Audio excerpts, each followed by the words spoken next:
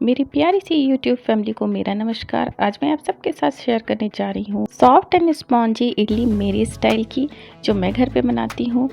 और इस सॉफ्ट इडली के साथ शेयर करने जा रही हूँ सांभर और चटनी, और ये चटनी रहेगी मूंगफली की। तो इडली, सांभर और चटनी तीनों की रेसिपी मैं एक एक करके यहाँ पे बताऊँगी। तो इस हेल्दी और डिलीशियस रेसिपी को हम फटाफट से शुरू करते हैं।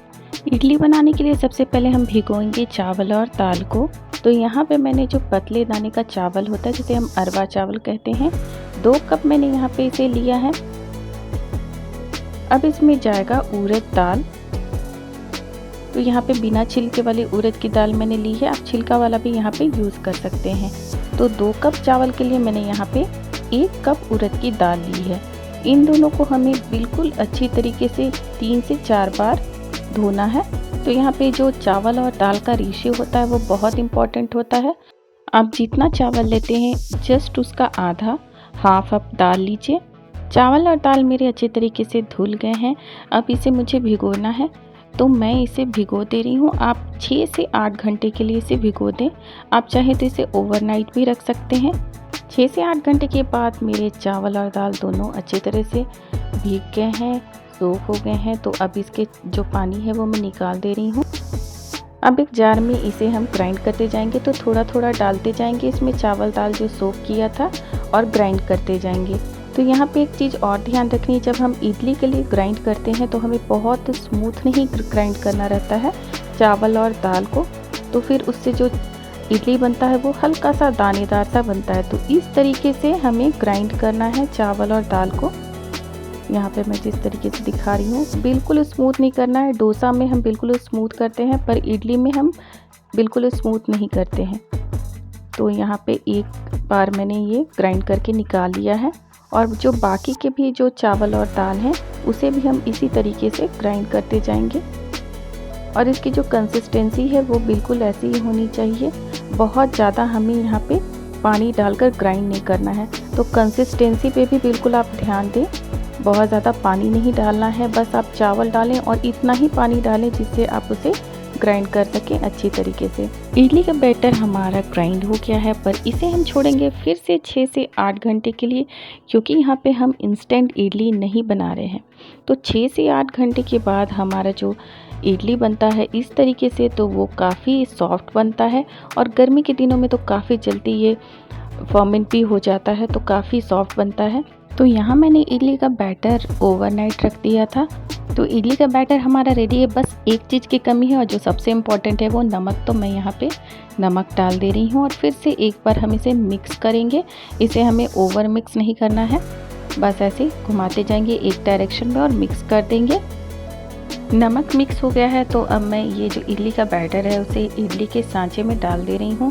पानी मैंने बॉईल करने के लिए रखा हुआ है, और इडली स्टीमर में हम इसे स्टीम करेंगे। हर एक सांचे में सबसे पहले हम करते हैं ऑयलिंग, ताकि नीचे चिपके नहीं ये बैटर, और अच्छी तरीके से जब हम निकालें तो ये निकल जाए। तो कोई भी खाने वाला तेल हम यहाँ पे ग्रीस कर देंगे, और फिर हमें डालना है बैटर। तो मेरे पास जो इडली स्टीमर है वो 3 टायर वाली है। तो इसमें तीनों में ही मैंने ऑयल को अच्छे से ग्रीस कर दिया है, और फिर मैं इसमें सब में डालते जा रही हूँ मोल्ड में। अगर आपके पास इडली स्टीमर स्टैंड नहीं हो तो फिर आप कोई बर्तन ले लें या फिर प्रेशर कुकर ले लें, और जिस तरीके से हम ढोकला बनाते हैं उसी तरीके से उसमें पानी डाल के थोड़ा सा और एक स्टैंड डालकर ऊपर से कोई बर्तन ले लें, और उस पर ये जो बैटर है इडली का वो डाल के, और उसको अच्छी तरीके से कवर करके आप उसमें भी स्टीम कर सकते हैं। तो बैटर को मैंने मोल्ड में डाल दिया है, और पानी भी अच्छी तरीके से उबल गया है। तो देखिए इस तरीके से उबल जाना चाहिए, अच्छी तरीके से उसका भाप ऊपर की ओर आना चाहिए। अब हम सारे जो मोल्ड हैं, सांचे हैं, उनको डाल देंगे इसके में, और हमें अच्छी तरीके से फिर ऊपर से इसे कवर कर देना है। और 5 मिनट हमें इसे लो फ्लेम में बिल्कुल नहीं रखना है, मीडियम टू हाई फ्लेम पे ही हम रखेंगे और इसे कुक करेंगे। तो 5-6 मिनट के बाद हम एक बार इसका कवर खोलते हैं, और 5 से 6 मिनट काफ़ी होते हैं इसे कुक करने में। अब एक टूथपिक लेंगे और इसे चेक करेंगे। तो मिडिल में डालकर हम इसे चेक करते हैं। देखिए टूथपिक बिल्कुल क्लियर है, इसका मतलब ये इडली बिल्कुल परफेक्टली कुक हो गया है। अगर इसमें ये अच्छी तरीके से कुक नहीं होता तो इसमें थोड़ा चिपक जाता। तो मैंने सारे मोल्ड को बाहर कर लिया है, और इसे मैं कम्प्लीटली ठंडा होने नहीं दे रही हूँ। हल्का सा जैसे ही ठंडा होता है 1 मिनट के बाद मैं एक स्पून लेके और उसके साइड से इसको बस हल्का सा प्रेस कर देंगे। और चूँकि यहाँ पे ऑलरेडी ऑयल हमने ग्रीस करके रखा हुआ है तो इडली काफ़ी आसानी से निकल जाती है।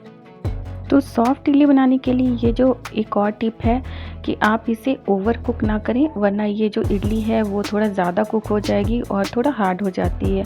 तो 5 से 6 मिनट के अंदर ही ये कम्प्लीटली कुक हो जाती है, अगर इसकी कंसिस्टेंसी आपने बिल्कुल सही रखी है तो। और दूसरी टिप्स ये है कि अगर आप कम्प्लीटली ठंडा होने के बाद इसे मोल्ड से निकालते हैं तो भी ये चिपक जाती है।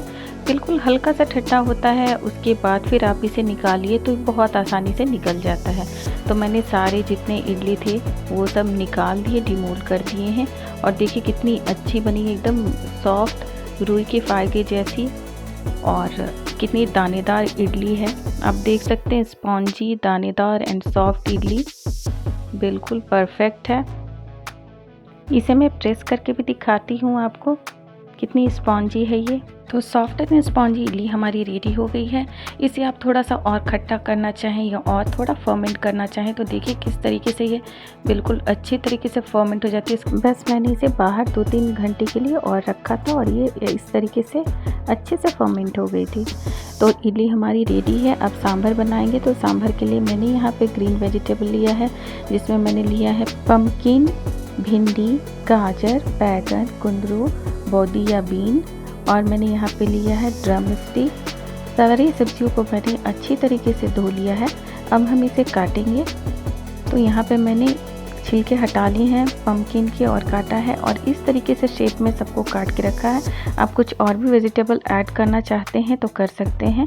सांभर को मैं बना रही हूँ प्रेशर कुकर में। तो यहाँ पे मैंने 2 सब्ज़ी भिंडी और ड्रम स्टिक को छोड़कर बाकी सारे सब्ज़ी यहाँ पे डाल दिए हैं। भिंडी और सहजन या ड्रम स्टिक को मैंने यहाँ पे प्रेशर कुकर में नहीं डाला है, इसे हम सेपरेटली कुक करेंगे क्योंकि ये बिल्कुल गल जाता है अगर हम प्रेशर कुकर में कुक करते हैं तो यहाँ पे भिंडी और ड्रम स्टिक मैंने अलग करके रख दिया है।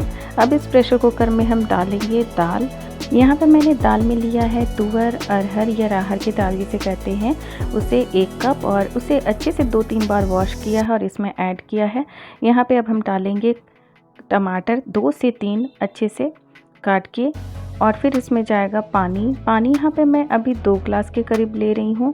उसके बाद फिर हम जैसा रिक्वायरमेंट रहेगा और जैसे इसकी कंसिस्टेंसी रहेगी उसके अकॉर्डिंग इसमें फिर से ऐड करेंगे। अब इसमें जाएगा नमक और हल्दी। नमक अपने टेस्ट के अकॉर्डिंग लेंगे। तो नमक और हल्दी डालने के बाद हमें प्रेशर कुकर के लिड को लगा देना है और इसे हमें कुक करना है 3 से 4 सीटी आने तक। तो ये अच्छी तरीके से इसके दाल पक जाने चाहिए और जो सब्ज़ी इसमें है वो भी अच्छी तरीके से पक जानी चाहिए। तो जब तक ये कुक हो रहा है तब तक हम इमली भिगो देते हैं, क्योंकि सांभर में इमली बहुत ही अच्छा सा फ्लेवर लाता है और खट्टे के लिए हम इमली का ही यूज़ करते हैं। तो यहाँ पे मैंने इमली को भिगो दिया है गर्मा गर्म पानी में। तो ये काफ़ी जल्दी सोख हो जाएगा और अच्छा सा इससे इमली का रस निकल आएगा। जब तक इमली सोख हो रहे हैं तब तक हम एक पैन चढ़ा लेते हैं और इसमें हम कुक करेंगे ड्रम स्टिक और भिंडी को। पैन यहाँ पे गर्म हो गया और मैंने यहाँ पे डाला है सरसों का तेल और यहाँ पे हमें 2 काम करने हैं। एक तो हमें भिंडी और ड्रम स्टिक को कुक करना ही है, फ्राई करना है, और साथ में हमें जो सांभर में तड़का लगाना है उसे भी प्रिपेयर करना है। तो एक ही ऑयल में हमारा दोनों काम हो जाएगा। तेल जैसे ही गर्म होता है तो हम यहाँ पे डालेंगे सरसों के दाने। सरसों के दाने के साथ यहाँ पे जाएगा करी पत्ता और प्याज। तो यहाँ पे मैंने 2 प्याज को काटा है लंबी साइज़ में स्लाइस करके और हम अभी मीडियम टू लो फ्लेम पे ही इसे फ्राई करेंगे। प्याज जैसे ही थोड़े से सॉफ्ट हो जाते हैं तो हम इसमें यहाँ पे डालेंगे ड्रम स्टिक और भिंडी। दोनों ही चीज़ों को डालकर हमें यहाँ पे इसे अच्छी तरीके से फ्राई करना है और साथ में कुक भी करना है। तो ड्रम स्टिक मैंने यहाँ पे डाल दिया है। अब इसमें जाएगा भिंडी और दोनों चीज़ों को डालकर अच्छी तरीके से फ्राई करते जाएंगे। मीडियम टू हाई फ्लेम पे अभी मैंने कुछ देर के लिए इसे रखा है और फ्राई किया है। थोड़ी देर फ्राई करने के बाद इसमें मैं डाल रही हूँ नमक और हल्दी। तो यहाँ पे नमक और हल्दी जितनी सब्ज़ी यहाँ पे है उसी के अकॉर्डिंग मैंने लिया है। नमक और हल्दी डालकर इसे हम थोड़ा सा फ्राई करेंगे और फिर इसे बिल्कुल लो फ्लेम पे हम ढककर छोड़ देंगे कुछ देर के लिए, क्योंकि भिंडी और जो ड्रम स्टिक है वो अच्छे तरीके से यहाँ पे कुक हो जाने चाहिए। तो इसे मुझे कुक करने में 10 मिनट का टाइम लगा और बिल्कुल धीमी आंच पे मैंने इसे कुक किया है। ऑलरेडी फ्राइड थे ये जो सारे सब्ज़ी थे। तो अब यहाँ पे मैं फ्लेम ऑफ कर दे रही हूँ। प्रेशर कुकर ने प्रेशर रिलीज कर दिया है। तो अब इसके लीड को मैं खोलती हूँ और देखिए हमारा जो सांभर का सब्ज़ी और दाल था वो अच्छी तरीके से कुक हो गया है। और बस अब हमें इसमें जो फ्राई हमने किए थे प्याज वगैरह तड़के के लिए और भिंडी और ड्रम स्टिक वो हमें डालना है। तो गैस को मैंने अभी फिर से ऑन कर दिया है और अब मैं इसमें जो तड़के वाला मटेरियल था भिंडी और ड्रम स्टिक के साथ वो ऐड कर रही हूँ मैं इसमें। और थोड़ी देर हम एकदम सिम पे कर देंगे इसे और इसी तरीके से रखेंगे। अभी देख रहे होंगे सांभर काफ़ी थिक है और सब्ज़ी काफ़ी अच्छे तरीके से कुक हो गई है। थोड़ा सा पानी मैं यहाँ पे ऐड कर रही हूँ। अब इसमें हमें डालना है इमली का पानी। तो इमली मैंने सोख करके रखा हुआ था, उसे हम अच्छी तरीके से मसल लेंगे और उसके बाद उसका जो इमली का रस है उसे निकाल कर इसमें डालेंगे। तो ये देखिए काफ़ी अच्छे तरीके से इमली जो था वो फूल गया है और उसके रस भी काफ़ी अच्छा निकल गया है। तो इस तरीके से हम उसका जो पल्प है जो गूदा है वो हटा लेंगे और सिर्फ इमली का रस डालेंगे इसमें।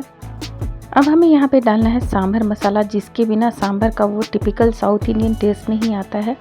तो सांभर मसाला मैंने यहाँ पे रेडीमेड लिया है और ये बिल्कुल साउथ इंडिया का स्पेशल मसाला है। आप चाहें तो कोई भी ब्रांड का मसाला ले सकते हैं। तो यहाँ मैंने 2 बड़े चम्मच सांभर मसाला का लिया है और इसे डालने के बाद जब इसमें बॉइलिंग आएगी उसके बाद हम फ्लेम को कम कर देंगे और कम से कम 3 से 4 मिनट तक इसे अच्छी तरीके से बॉईल होने देंगे। तो 3 से 4 मिनट अच्छी तरह से बॉईल होने के बाद सांभर भी हमारा रेडी हो गया। अब हम बनाएंगे मूंगफली की चटनी। तो इसके लिए मैंने यहाँ पे 1 कप मूंगफली ली है और इसे मैं ड्राई रोस्ट कर रही हूँ। तवा या कढ़ाई जिसमें भी आप ड्राई रोस्ट करें उसे अच्छी तरीके से गर्म होने दें। उसके बाद उसका फ्लेम आप कम कर दें और उसी धीमी आंच पे अच्छी तरीके से रोस्ट कर दें। जब इसमें से खुशबू आने लगे तब हमें गैस को ऑफ कर देना है। और देख रहे होंगे कि ये अच्छी तरीके से रोस्टेड दिख रहा है और इसकी खुशबू भी आने लगी। तो मैं इसे निकाल कर एक बर्तन में ठंडी होने के लिए रख दे रही हूँ। मूंगफली की चटनी आप इसमें मूंगफली का छिलका हटाकर भी बना सकते हैं या फिर छिलके के साथ भी। तो ये मूंगफली के छिलके के साथ वाली मैं चटनी बना रही हूँ। अब एक ग्राइंडिंग जार में सबसे पहले हम डालेंगे मूंगफली। अब इसमें डालेंगे हरी मिर्च। तो यहाँ मैंने 2 हरी मिर्च ली है। इसे आप कम या ज़्यादा अपने टेस्ट के अकॉर्डिंग ले सकते हैं। अब इसमें जाएगा लहसुन। आप यहाँ पे चाहें तो आधा इंच अदरक भी ले सकते हैं। थोड़ा सा पानी मैंने यहाँ पे ऐड किया है 1 चम्मच के करीब। अब थोड़ा सा नमक भी यहाँ पे ऐड कर दे रही हूँ। अब हमें इसे स्मूथ ग्राइंड कर देना है और हमारी चटनी भी रेडी हो गई है। तो मूंगफली की चटनी भी तैयार है, सांभर भी तैयार है और इडली भी तैयार है। अब बस हमें इसे सर्व करना है।